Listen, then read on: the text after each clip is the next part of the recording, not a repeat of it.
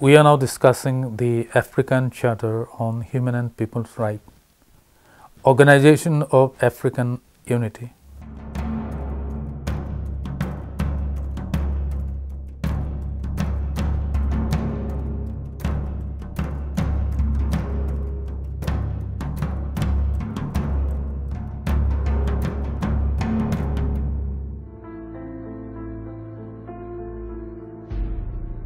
In 1963, the Organization of African Unity was established as the official regional body of African states.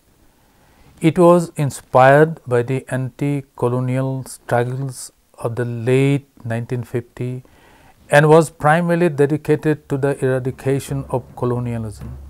The emergent African states created through it a political bloc to facilitate intra-African relations and to force a regional approach to Africans' relationship with external powers. In 2001, the OAU was replaced by the African Union. Today, 54 of the 55 African states are members of the African Union. The youngest, least well-resourced and so far least developed of the regional system is the African one.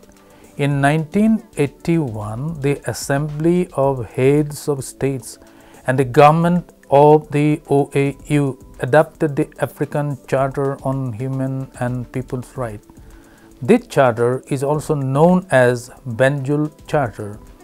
It entered into force in 1986 and as of May 2012, 54 African states were parties. It is an international human rights instrument that is intended to promote and protect human rights and basic freedoms in the African continent.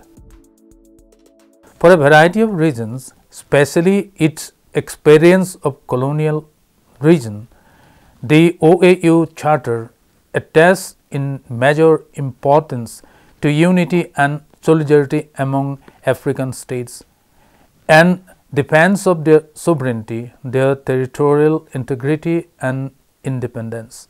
Thus, the inviolability of the territorial borders expressed through the principle of non-interference in the internal affairs of member states was one of the OAU's central creeds. But concerned at the OAU's failure to react to various gross violations of human rights committed by dictators like Idi Amin in Uganda, Jean Battle in the Central African Empire, combined with a growing recognition of the human rights, led the OAU to adopt in 1981 the African Charter on Human and People's Rights. In addition to the rapid expansion in national constitution within Africa, which contain detailed provisions relating to human rights, facilitated to the inclusion of a wide range of human rights objectives and principles in the AU Charter. Article 3 of the Charter describes the objective of African Union. Number 1. Encourage international cooperation, taking due account of the Charter of the United Nations and Universal Declaration of Human Rights. Number 2. To promote and protect human and people's rights in accordance with the African Charter and other relevant human rights instruments.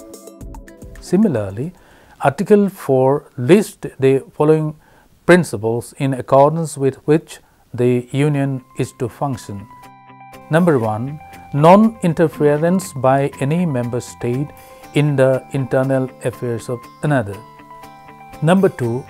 The right of the Union to intervene in a member state pursuant to a decision of the Assembly in respect of a grave circumstances, namely war crimes, genocide, and crime against humanity. Number 3. The right of member state to request intervention from the Union in order to restore peace and security. Number 4. promotion of gender equality. Number 5, respect for democratic principles, human rights, rule of law, and good governance. Number 6, promotion of social justice to ensure balanced economic development.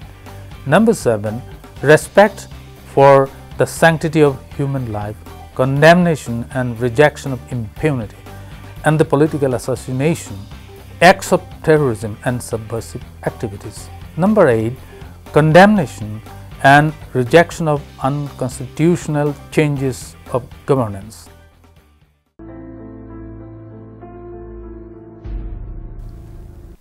Number 1, civil and political rights. The Charter recognizes most of what are regarded universally accepted civil and political rights.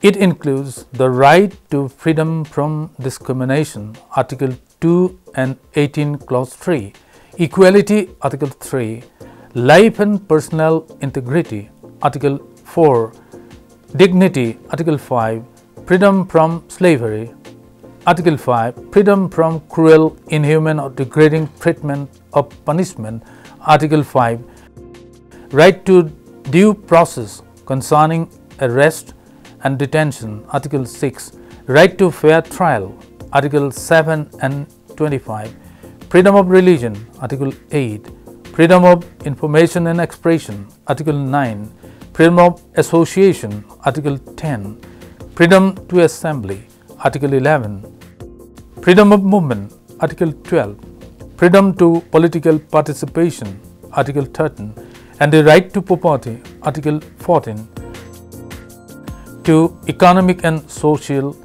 cultural rights.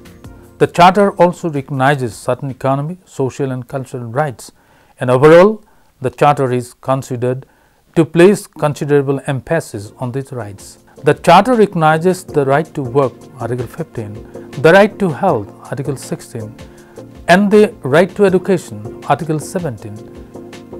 Number 3, the people's rights and groups' rights. In addition to recognizing the individual rights mentioned above, the Charter also recognizes collective or group rights or people's rights and the third generation human rights.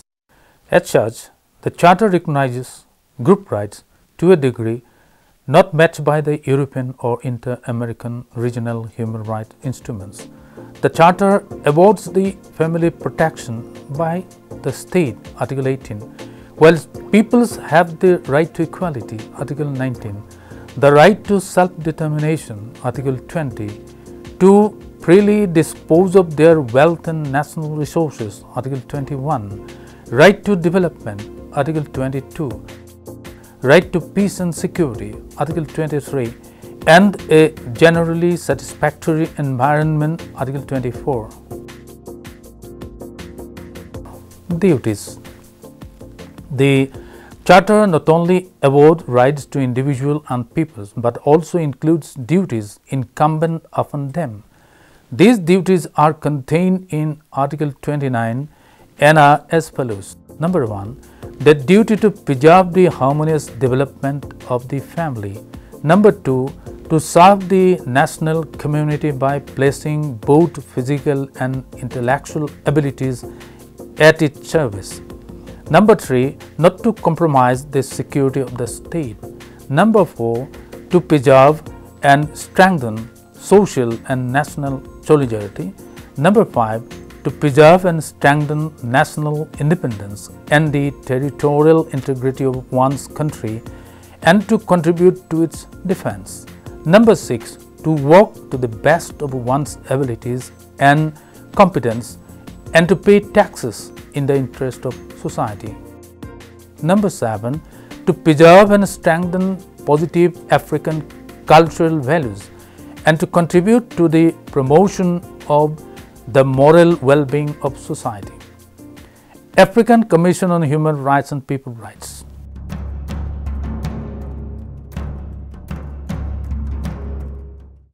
Oversight and interpretation of the Charter is the task of the African Commission on Human and People's Rights, which was set up in 1987 and is headquartered in Banjul, Gambia. The 11 members of the Commission, elected by secret ballots by the Assembly of Heads of States and Governments from a list of persons nominated by the parties to the Charter.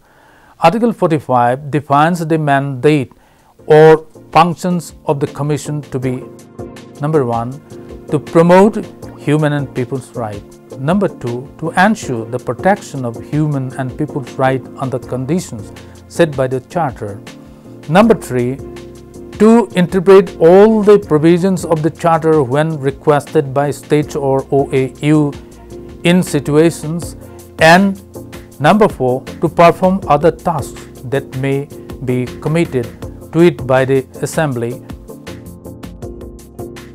The Commission's task of promotion includes undertaking studies and research on African problems in the field of human and people's rights, as well as organized seminars and conferences, disseminating information, encouraging local institutions concerned with people's and human rights. It also gives views or making recommendations to governments and formulating principles and rules aimed at solving legal problems related to human and people's rights upon which African governments may be based their legislation. The Commission may resort to any appropriate method of investigation, Article 46. In general, the Charter gives preeminence to the promotion of human rights and vests a wide range of responsibility on the Commission. Number 1, the complaint procedure. Both states and individuals may bring complaints to the African Commission alleging violation of the African Charter by state parties. The procedure by which one state brings a complaint about an alleged human rights violation by another state is not often used. For example, one such case is pending before the Commission between the Democratic Republic of Congo and 3 neighboring countries. The so-called individual complaint procedure is not clearly provided for in the African Charter.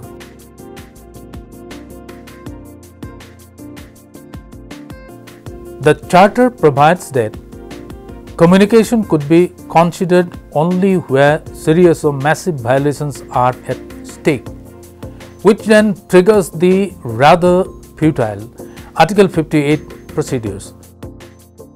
However, the African Commission has accepted from the start that it has the power to deal with complaints about any human rights violation under the Charter, even if serious or massive violations are not at stake, provided the admissibility criteria are met.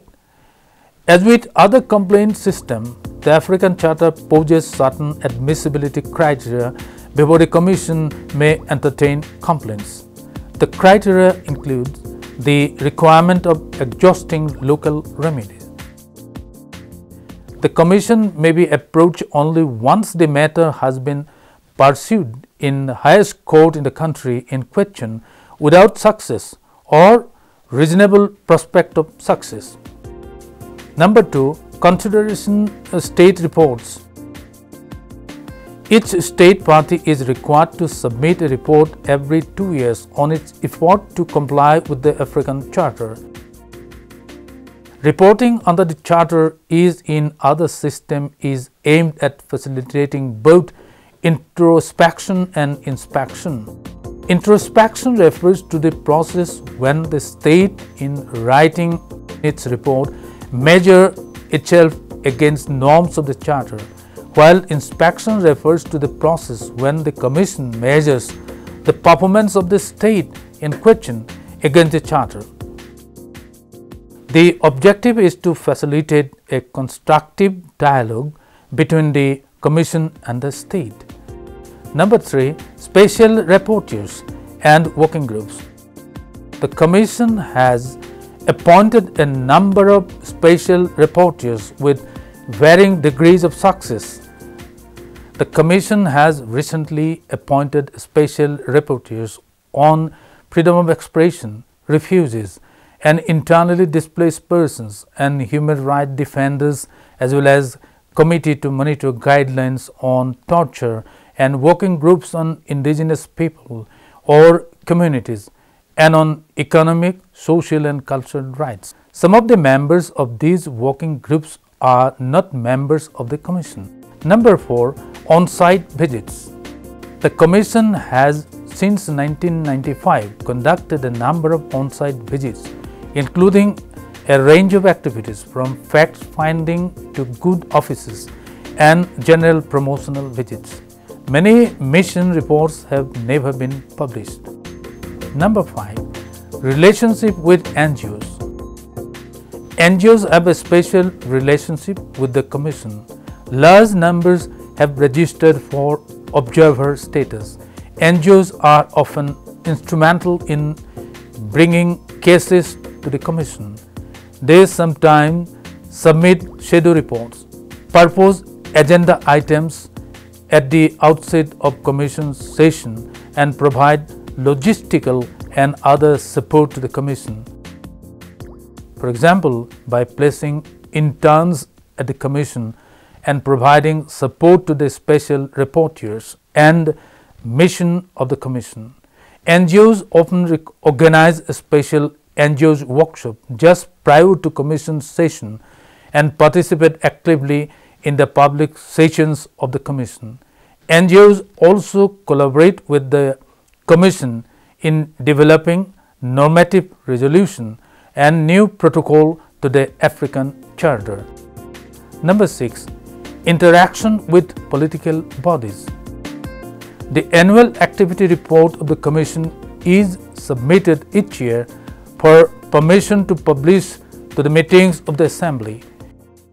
In practice, the Assembly has served as a rubber stamp for the publication of the report by the Commission containing its decision, but the principle that the very people in charge of the institution whose human rights practices are at stake.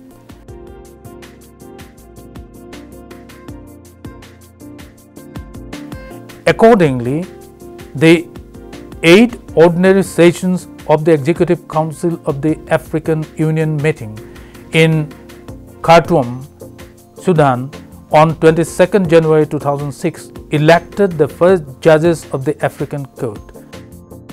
The court consists of 11 judges elected in an individual capacity. No 2 judges may be nationals of the same state, Article 11. Its membership is to include representation of the main regions of Africa and of their principal legal tradition, and in the election of judges, the Assembly shall ensure that there is adequate gender representation, Article 14. Judicial independence is to fully ensured, Article 17. All judges must be from Africa, and a judge must not sit in a case concerning his or her own state of nationality. The court's jurisdiction extends to cases and disputes concerning the interpretation and application of the Charter, Protocol, and any other relevant human rights instruments ratified by the state concerned. The court may give its advisory opinion on any legal matter related to the Charter or any other relevant human rights instruments, provided that the matter is not then being examined by the Commission. To invoke the court's contentious jurisdiction, the Commission, a state party that has brought a complaint before the Commission or against whom a complaint has been brought, a state party whose citizen is a victim of violation, and African intergovernmental organization can submit a case to the court. On the other hand, the capacity of individual and NGOs to bring a complaint against state depends both on a special declaration by the state and on the discretion of the court. The court first judgment in Jogogombe versus Republic of Senegal 2008. The application seeking the suspension of proceedings instituted in Senegal against Hissène Habré, former president of the Republic of Chad, was declared inadmissible since Senegal had not made Article 5 declaration.